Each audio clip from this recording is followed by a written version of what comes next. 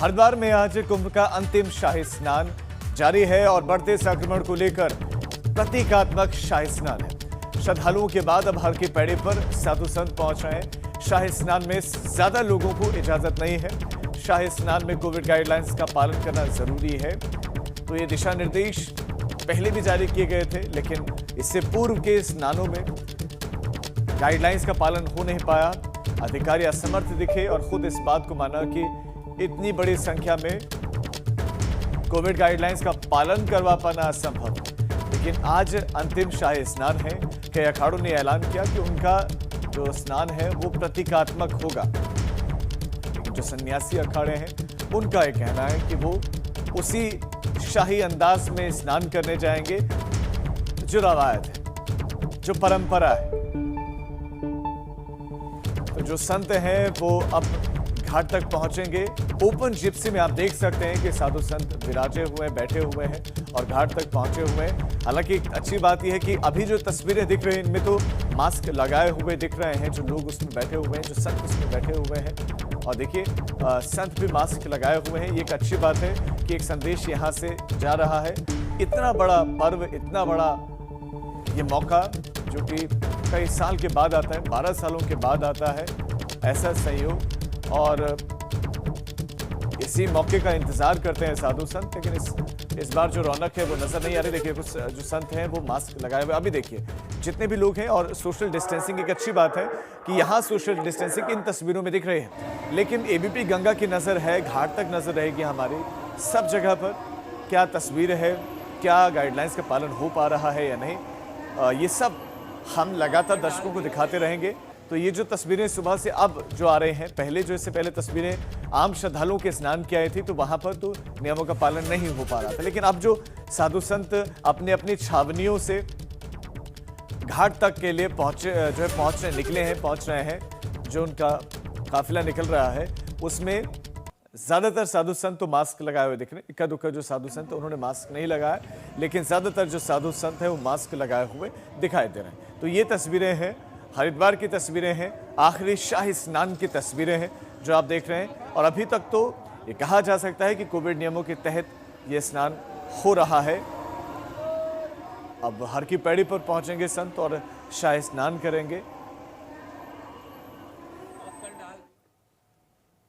महाकुंभ में चैत्र पूर्णिमा का आज आखिरी शाही स्नान है और आखिरी शाही स्नान के दौरान हर की पौड़ी पर आप देखिए किस तरह का नजारा है। कोविड की वजह से जो भीड़ होनी चाहिए थी वो भीड़ नजर नहीं आ रही। हालांकि और दिन की अपेक्षा थोड़े ज्यादा लोग आए हैं क्योंकि चैत्र पूर्णिमा है और हनुमान जयंती भी है। उसमें ये महत्व होता है कि खासकर अगर माँ गंगा में डुबकी लगाकर भगवान नारायण की और विष्णु की आराधना की जाए तो सारे पाप दूर हो जाते हैं। और यही वजह है कि और दिन की अपेक्षा आज थोड़ी ज्यादा भीड़ है। लेकिन जिस तरह से चैत्र पूर्णिमा पर दूसरे महाकुंभों में, इससे पहले जो महाकुंभ हुए हैं उस दौरान भीड़ की बात करें तो यहाँ खचाखच भीड़ रहती थी, बहुत ज्यादा भीड़ होती थी। लेकिन इस बार आप देखिए कि बहुत ज्यादा भीड़ नहीं है। और इसके बाद अब 9:30 बजे के बाद इस पूरे प्रांगण को, हर की पौड़ी प्रांगण को खाली कर दिया जाएगा और फिर जो अखाड़े होंगे उनके आने का सिलसिला शुरू हो जाएगा। तमाम अखाड़े यहाँ पर आएंगे और वो स्नान करेंगे। 9:30 बजे के बाद शुरुआत होगी। सबसे पहले निरंजनी अखाड़ा स्नान करेगा, उसके बाद जूना अखाड़ा करेगा, फिर महानिर्माणी और फिर बैरागी अखाड़े स्नान करेंगे। बैरागी अखाड़े इसलिए महत्वपूर्ण है क्योंकि वो हनुमान जयंती पर और जो चैत्र पूर्णिमा होती है उस पर महत्वपूर्ण स्नान करते हैं, उनके लिए सबसे महत्व होता है।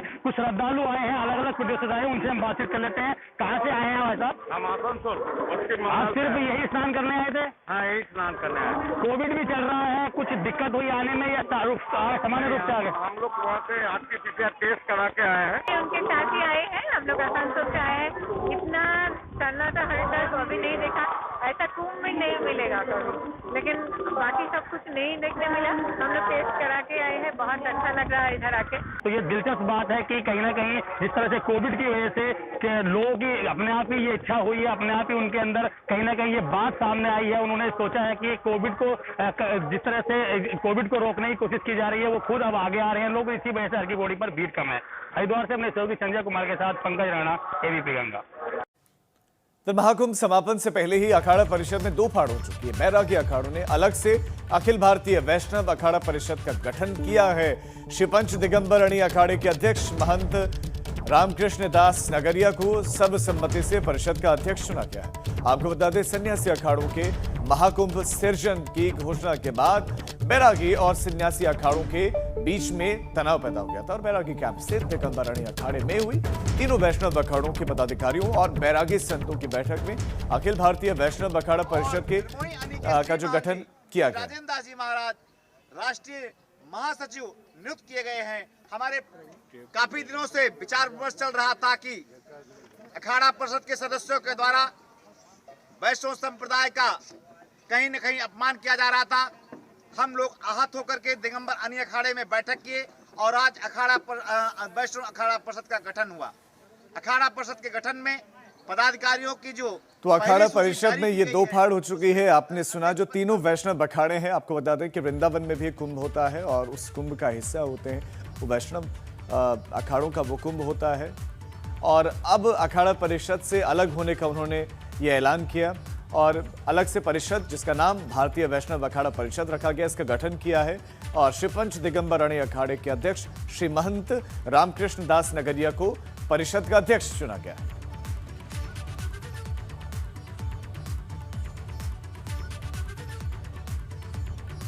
और अब बात करते हैं तीर्थ कैबिनेट की बैठक में जिसमें कई अहम फैसले लिए गए। बैठक में फैसला लिया गया कि प्रदेश में कोविड संक्रमण की रोकथाम के लिए 18 से 45 साल के लोगों को फ्री वैक्सीन लगाई जाएगी और साथ ही अब सार्वजनिक स्थानों पर मास्क न पहनने वालों पर जुर्माने की राशि बढ़ा दी गई है। 500 और 700 इसे कर दिया गया है। बैठक में फैसला लिया गया कि कोरोना कर्फ्यू के दौरान कामकाज प्रभावित न हो इसके लिए मजदूरों को भी आवाजाही में छूट होगी, जबकि रेमडेसिविर की आपूर्ति रहे इसको लेकर भी जो है चर्चा हुई।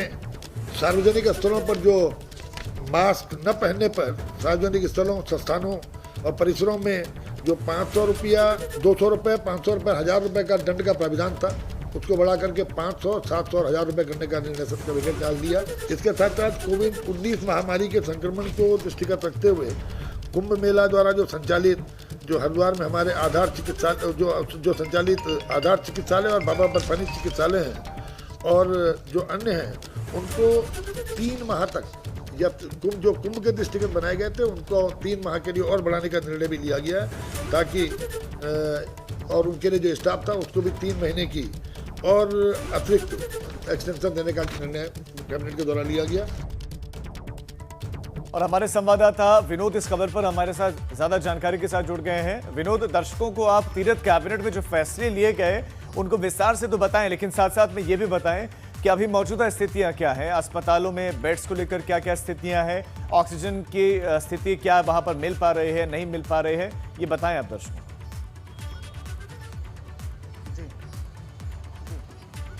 राजीव, देखिए पूरे प्रदेश के 7 स्थानों पर आज कोविड कर्फ्यू चल रहा है और ऐसे में लगातार सख्ती से उसका पालन भी किया जा रहा है और राजधानी देहरादून के तमाम ऐसे कई क्षेत्र हैं जहां पर कोविड कर्फ्यू है और जिसको अब राज्य सरकार के सामने सबसे बड़ी चुनौती ये है कि आखिरकार कैसे कंट्रोल हो, जो मौत के आंकड़े हैं और कोविड के जो मामले लगातार बढ़ते जा रहे हैं उत्तराखंड में वो कैसे हो, जिसको लेकर कल कई महत्वपूर्ण फैसले तीर्थ सरकार की कैबिनेट मंत्रिमंडल में आए हैं। और सबसे पहले अगर बात करें पूरे प्रदेश के 7 स्थानों पर कोविड कर्फ्यू हो और ऐसे में आज हरिद्वार महाकुंभ का शाही स्नान है, यानी आज के शाही स्नान के बाद में हरिद्वार में भी कोविड कर्फ्यू लगा दिया जाएगा। और उसके साथ साथ जो पूर्व में मास्क ना पहनने के लिए 200 रुपये का एक स्लैब था उसको राज्य सरकार ने खत्म कर दिया है, तो अब 500, 700 और 1000 रुपये का जुर्माना मास्क ना पहनने वालों पर भी लगाया जाएगा। उसके साथ साथ दवाइयों की कमी हो, इंजेक्शंस की कमी हो, उसके लिए अलग से नोडल अफसर तैयार किए गए हैं, नामित किए गए हैं और ताकि किसी भी प्रकार की कोई दिक्कतें दवाइयों की हो,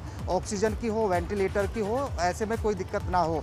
उसके साथ साथ में जो स्वास्थ्य कर्मी हैं और जो संविदा पर है उनको भी पूर्ण रूप से जो उनका समय था उनको बढ़ाया गया है और ऐसे में जो स्वास्थ्य कर्मी हैं जो रिटायर्ड होने की आसपास हैं उनकी सेवा विस्तार करने की भी राज्य मंत्रिमंडल में ये फैसला लिया गया है। और उसके साथ साथ किसी तरह की दिक्कत ना हो, स्वास्थ्य विभाग की ओर से तमाम व्यवस्था की गई है और ऐसे में कोविड को देखते हुए अब लगातार जितने भी नोडल अफसर हैं उनको अलग अलग जिम्मेदारी दी गई है। यानी जिस तरह की पूर्व में ऐसी दिक्कतें हो रही थी कि चाहे वो इंजेक्शन की कमी हो, रेमडेसिविर इंजेक्शन की काफ़ी भारी मात्रा में कमी उत्तराखंड में देखी जा रही थी और उसके साथ साथ में बेड की प्रॉब्लम हो। ठीक है विनोद, आप बता रहे हैं कि अधिकारियों को जिम्मेदारियां दी गई हैं, अब अधिकारी कितने जिम्मेदारी से अपनी जिम्मेदारी को निभा रहे हैं ये हकीकत आप भी जानते हैं और हम भी जानते हैं।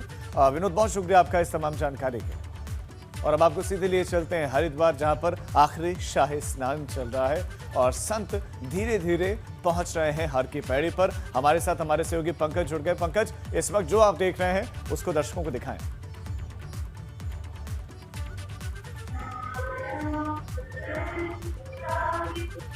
देखिए, संतों का आना शुरू हो गया है। पहले निरंजन अखाड़े के तमाम संत हर की पौड़ी पहुंच गए हैं और तमाम दर्शक जो पीछे की तस्वीर देख रहे हैं हर की पौड़ी की, ये संतों के शाही स्नान की तस्वीरें हैं और ये पूरी तरह से प्रतीकात्मक हो गया है। देखिए किस तरह से जो कोरोना का डर है, कोरोना का जो साया है उसको साए में हो रहा है। उसके बाद सिर्फ 100 संत ही आपको नजर आ रहे होंगे। यहाँ निरंजन अखाड़े के संत हैं और सिलेक्टेड संतों को ही यहाँ स्नान के लिए बुलाया गया है। इससे पहले जो शाही स्नान हुए हैं उसमें आपने देखा है और दर्शकों ने भी देखा है कितनी बड़ी संख्या में श्रद्धालु पहुंचे थे और तमाम जो संत थे वो आए थे। लेकिन प्रधानमंत्री नरेंद्र मोदी के आह्वान के बाद सिर्फ 100 से करीब कम ही संत यहाँ स्नान करने आए हैं और अपनी इस चेतना को लेकर वो बड़े शांतिपूर्वक तरीके से स्नान कर रहे हैं। और ये एक हम कह सकते हैं एक संदेश भी पूरे देश भर में इसका जाएगा कि भाई अगर आस्था से जुड़ी हुई कोई बात है, अगर आप इस आस्था से जुड़ी हुई किसी भी क्रिया को कर रहे हैं, किसी भी चीज को आगे बढ़ा रहे हैं, तो आप इसी तरह से कीजिए, प्रतीकात्मक तौर से ही कीजिए। तो ये एक संदेश है बहुत बड़ा। कोरोना के साये में कोरोना को रोकने के लिए कहीं ना कहीं अगर हम धार्मिक चीजों को बढ़ावा दे रहे हैं, बड़ा सनातन की रक्षा के लिए अगर काम कर रहे हैं, तो आपको इसी तरह से आगे बढ़कर काम करना होगा। संतों ने बात स्वीकारी है प्रधानमंत्री नरेंद्र मोदी के आह्वान के बाद। वो तमाम संत प्रतीकात्मक तौर पर यहाँ स्नान कर रहे हैं। बहुत कम संख्या रही है। इसके बाद जूना अखाड़ा आएगा राजीव, और जूना अखाड़े के तमाम संत भी इसी तरह से यहाँ पर स्नान करने पहुंचेंगे। तो ये संदेश भी दिया जा रहा है, उस कोरोना के नियमों का पालन भी किया जा रहा है। इसके साथ साथ जो सोशल डिस्टेंसिंग के मास्क है उनको सभी संतों को कहा गया है कि वो उन चीजों का पालन करें। पुलिस अपनी व्यवस्था में लगी हुई है। पुलिस लगातार लोगों को अलर्टमेंट के जरिए भी बता रही है। तो संजय गुजियाल जो आईजी है मेला, वो लगातार इन लोगों के साथ। पंकज, जो तस्वीरें दिख रहे हैं उसमें सबसे अच्छी बात तो यही है कि कोविड गाइडलाइंस का पालन हो रहा है। जो साधु संत इस वक्त गंगा नदी में उतरे हुए दिख रहे हैं वो नदी में भी सोशल डिस्टेंसिंग का पालन कर रहे हैं, ये एक अच्छी बात है। तो आज जो है सिलसिलेवार जो शाही स्नान है वो प्रक्रिया चलेगी, वो जो है क्रमबद्ध पहुंचेंगे, शाही स्नान करेंगे। इसके बाद क्या ये माना जाए कि जो विधिवत समापन है वो कुंभ का हो जाएगा? निश्चित तौर पर देखिए, आज के शाही स्नान के बाद कुंभ की विधिवत समापन की घोषणा कर दी जाएगी और ये समापन भी हो जाएगा। उसके बाद तमाम अखाड़े हैं उनके संतों के जाने का सिलसिला शुरू हो जाएगा। तमाम अखाड़ों में जो धर्म ध्वजा 1 महीने पहले स्थापित की गई थी, उन धर्म ध्वजाओं को उतारने का काम कल से शुरू होगा। उसके बाद जो तमाम अलग अलग प्रदेशों के संत आए हैं, महामंडलेश्वर आए हैं, उनके जाने का सिलसिला शुरू हो जाएगा। फिलहाल आज स्नान चल रहा है, चैत्र पूर्णिमा का स्नान है और बैरागी अखाड़े के लिए राजीव में काफी महत्वपूर्ण होता है। तो संभवतः ऐसा माना जा रहा है कि बैरागी जो अखाड़े होंगे उनकी संख्या कुछ 100 से ज्यादा हो सकती है। लेकिन जिस तरह से प्रधानमंत्री के आह्वान के बाद लोगों ने स्वीकारा था, संतों ने स्वीकारा था कि हम संख्या कम ही आएंगे, तो उससे संभावना जताई जा रही है वो भी बहुत कम संख्या में आएंगे। तो दिन भर इसी तरह शांतिपूर्वक तरीके से स्नान किया जाएगा। अब इसके बाद जूना अखाड़े के संत यहाँ पहुंचने वाले हैं और इनको आधे घंटे का वक्त दिया गया है। आधे घंटे में ये जितने भी निरंजन अखाड़े के संत हैं ये शांतिपूर्वक तरीके से और कोरोना के नियमों का पालन करते हुए स्नान कर रहे हैं। पिछले दर्शक देख रहे हैं। ठीक है, कोविड गाइडलाइंस का पालन किया जा रहा है। पंकज, बहुत शुक्रिया आपका इस तमाम जानकारी के लिए। हर के पैड़े पर इस वक्त निरंजन अखाड़े के संत पहुंचे हुए हैं, शाही स्नान कर रहे हैं। उसके बाद जूना अखाड़ा की बारी है, फिर क्रमबद्ध सभी जो अखाड़े हैं वो पहुंचेंगे, शाही स्नान करेंगे। ये कहा जा रहा है चूंकि बैरागी अखाड़ों की बात करें तो उनके जो इष्ट हैं वो हनुमान माने जाते हैं और हनुमान जयंती का मौका है, इसलिए बैरागी अखाड़ों के जो संत हैं उसी अंदाज में शोभा यात्रा उनकी निकल सकती है जैसा कुंभ के मौके पर निकलते हैं। और इस बीच एक बहुत बड़ी खबर मिल रही है, और बड़ी खबर मिल रही है कोरोना से जुड़ी हुई। जो कोविड के केसेस देश में आए हैं वो आंकड़ा आ गया है 3,23,144 नए पॉजिटिव केसेस। ये थोड़ी सी राहत इसलिए क्योंकि तुलना में कमी आई है। कल की तुलना में, कल के मुकाबले आज कोरोना पॉजिटिव की संख्या कम हुई है। बहुत ज्यादा अंतर नहीं, लेकिन थोड़ा सा कम जरूर हुआ है। तो ये बड़ी खबर इस वक्त आपको दे दें, 3 लाख के पार 3,23,144 पॉजिटिव केसेस आए हैं, जबकि 2,700 से ज्यादा लोगों ने दम तोड़ दिया बीते 24 घंटे में। कल के मुकाबले में आज केसेस में कमी आई है और जो मौत का आंकड़ा है वो भी हम आपको बता रहे हैं। 3,23,144 तो नए केसेस आए हैं 24 घंटे में। इतने लोग संक्रमित हो गए, जबकि 2,771 लोगों की मौत हो गई कोविड की वजह से। कोरोना संकट के बीच में राहत भरी खबर यह है कि कल की तुलना में कम आए, लेकिन कल का आंकड़ा क्या होगा इसका अंदाजा लगा पाना मुश्किल है कि क्या केसेस में कमी होती है। अब सिलसिलेवार या फिर अभी ये जो स्थितियां हैं, जो 3 लाख के पार रोजाना केसेस आ रहे हैं, यही स्थिति कल भी देखने को मिलेगी। लेकिन आज के दिन कल की तुलना में थोड़े से कम केसेस हैं। जिस तेजी से कोरोना का संक्रमण फैल रहा है उसको लेकर सख्त कदम उठाए जा रहे हैं। कई शहरों में पूर्ण कर्फ्यू लगाने का फैसला हुआ है। राजधानी देहरादून में, ऋषिकेश समेत कई जगहों पर, उधम सिंह नगर में भी, रुद्रपुर में, काशीपुर, हल्द्वानी और लाल कुआं के साथ कोटद्वार में कर्फ्यू लगाया जा चुका है और 3 मई सुबह 5 बजे तक ये जारी रहेगा। इस दौरान सिर्फ आवश्यक सेवाओं को छूट मिलेगी और नियमों के उल्लंघन पर सख्ती भी की जा रही है। आपको बता दें कि शाम 7 बजे ही देहरादून में कर्फ्यू लग गया था, लेकिन कर्फ्यू शुरू होने के बाद भी काफी लोग सड़कों पर दिखे और पुलिस भी चौकन्नी दिखाई दी। क्या थी तस्वीर, हमारे संवाददाता रवि कैंतुरा की ये ग्राउंड रिपोर्ट आपको देखनी चाहिए। कर्फ्यू की हम बात कर रहे थे, वो कर्फ्यू लग चुका है। आप देखेंगे कि राजधानी में इस वक्त जो है पुलिस तैनात है सड़कों पर कि जो भी बेवजह की आवाजाही है वो नहीं हो। लेकिन देखिए पहला दिन और इस कर्फ्यू में, लेकिन आप देखेंगे कि लंबी भीड़ है और लगातार जो लोग हैं वो यहाँ पर पहुँच रहे हैं और जो चालान की प्रक्रिया है वो भी पुलिस के द्वारा की जा रही है। और लगातार जो है पुलिस के चाहे हम एसपी सिटी की बात करें, नगर कोतवाल की बात करें, तो यहाँ पर मौजूद हैं और तमाम लोग जो हैं अभी भी अगर हम कहेंगे तो एक लंबी भीड़ है पूरी सड़क पर, क्योंकि सभी को समय बताया गया था और जो कर्फ्यू है सीधे साफ नियम जो हैं ये कड़े किए गए हैं कि किसी भी तरीके की कोई कोताही नहीं होगी और सख्ती के साथ इसका पालन किया जाएगा। एसपी सिटी हमारे साथ हैं, उनसे बात करते हैं। मैम, स्थिति कुछ खराब लग रही है, लोग नहीं मान रहे हैं। देखिए, कई लोगों को ये नहीं पता कि क्या रिस्ट्रिक्शंस हैं, तो उसको जो है लोगों को अवेयर कर रहे हैं और जो लोग रिस्ट्रिक्शन से इतर जो है मूवमेंट कर रहे हैं उनके खिलाफ कार्रवाई कर रहे हैं। मैम, अभी लोगों को किस तरीके से समझा रहे हैं, कड़ी कार्रवाई होगी? जी बिल्कुल, कड़ी कार्रवाई कर भी रहे हैं, चालान काट रहे हैं और जो बिना परमिशन के घूमेंगे उनके खिलाफ वैधानिक कार्रवाई भी की जाएगी। हम आपको बता दें क्योंकि 3 मई की सुबह 5 बजे तक देहरादून का नगर निगम क्षेत्र, छावनी परिषद गढ़ीकेंड और ऋषिकेश नगर निगम क्षेत्र में पूरी तरीके से देहरादून जिले के भीतर रात्रि कर्फ्यू है। इस कर्फ्यू के दौरान सिर्फ आवश्यक सेवाओं को ही छूट दी गई है। इसके अलावा बेवजह बाहर निकलने पर दंडात्मक कार्रवाई की जा रही है। अपने सहयोगी निशांत चौहान के साथ रवि कैंतुरा, एबीपी गंगा, देहरादून। बात करते हैं राज्यसभा सांसद अनिल बलूनी की, जो दिल्ली से ही उत्तराखंड के कोविड के हालात पर नजर बनाए। अनिल बलूनी ने उत्तरकाशी और पौड़ी के मुख्य चिकित्सा अधिकारियों के साथ वीडियो कॉन्फ्रेंसिंग के जरिए बैठक की और इस दौरान आईसीयू के वर्तमान में संचालन और आने वाले समय में विस्तार की गुंजाइश को लेकर चर्चा हुई। साथ ही कोविड काल में मेडिकल सेवाओं को कोरोना के अनुरूप ढालने पर भी विचार विमर्श हुआ।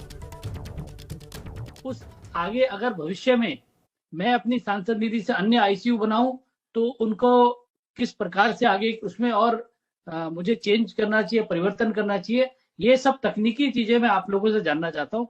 इसके लिए मैं जुड़ा हूँ। सीएमओ पौड़ी गढ़वाल जी, आप बताएंगे कि क्या इसमें चेंज करना चाहिए मुझे? जी सर, जो 4 बेडेड आईसीयू आपके द्वारा दिया गया था वो सर चल रहा है और उसमें 2 बेड और डाल के उसको 6 बेडेड एट प्रेजेंट वो उसको चलाया जा रहा है सर। और मैं आपको धन्यवाद ज्ञापित करता हूँ इस बात के लिए कि आपने जो 4 बेड का आईसीयू हमको दिया उसमें हमने बहुत लोगों की मदद की। उसमें कोविड से पहले भी हार्ट के कई पेशेंट थे, रेस्पिरेटरी सिस्टम के सीओपीडी के बहुत पेशेंट थे, तो वो हम उनको बहुत बहुत ज्यादा लाभ मिला और उसी को देखते हुए हमने जो यहाँ पे 25 बेड का आईसीयू बना दिया है उत्तरकाशी जिला अस्पताल में।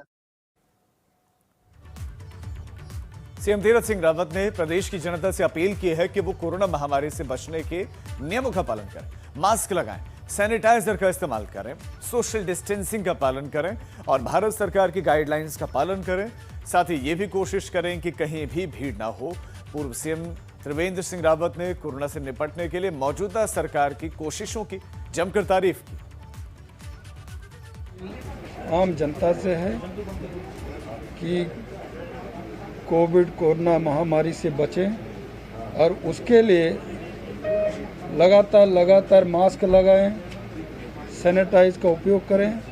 भारत सरकार की जो गाइडलाइन है उसका 100% पालन करें।